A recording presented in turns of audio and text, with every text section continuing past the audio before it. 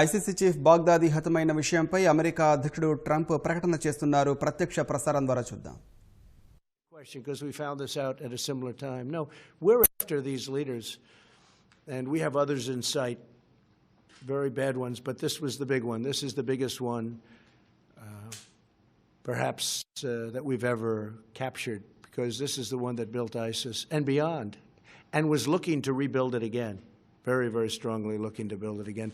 That's why he went to this province. This is why he went to this area. You know, a lot of people I was watching this morning and hearing, and they said, why was he there? People were so surprised. Well, that's where he was trying to rebuild from, because that was the place that made most sense if you're looking to rebuild. Yeah.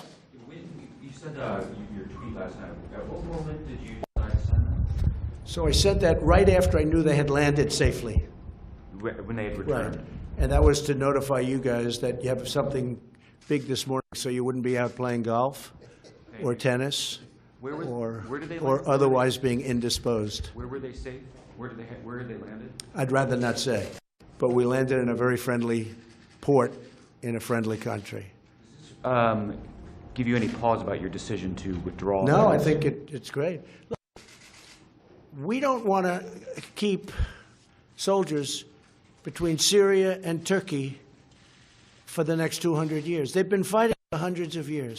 We're out. But we are leaving soldiers to secure the oil. We may have to fight for the oil. That's okay. Maybe somebody else wants the oil, in which case they have a hell of a fight. But there's massive amounts of oil, and we're securing it for a couple of reasons. Number one, it stops ISIS, because ISIS got tremendous wealth from that oil. We have taken it. It's secured. Number two, and again, somebody else may claim it, but either we'll negotiate a deal with whoever's claiming it, if we think it's fair, or we will militarily stop them very quickly. We have tremendous power in that part of the world. We have, the airport is right nearby.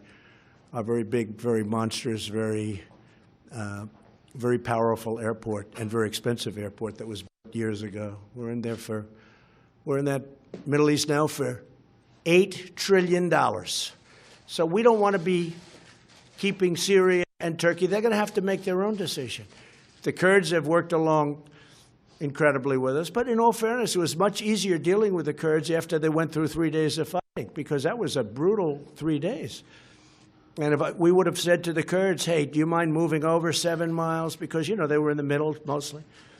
So you have 7 or 8 miles. Could you mind moving over? Because I have to say, Turkey has taken tremendous deaths from that part of the world. We call it a safe zone, but it was anything but a safe zone. Turkey has lost thousands and thousands of people from that safe zone. So they've always wanted that safe zone for many years. I'm glad I was able to help them get it. But we don't want to be there. We want to be home. I want our soldiers home or fighting something that's meaningful. I'll tell you who loves us being there. Russia and China. Because while they build their military, we're depleting our military there. So Russia loves us being there. Now, Russia likes us being there for 2 reasons. Because we kill ISIS, we kill terrorists, and they're very close to Russia. We're 8,000 miles away.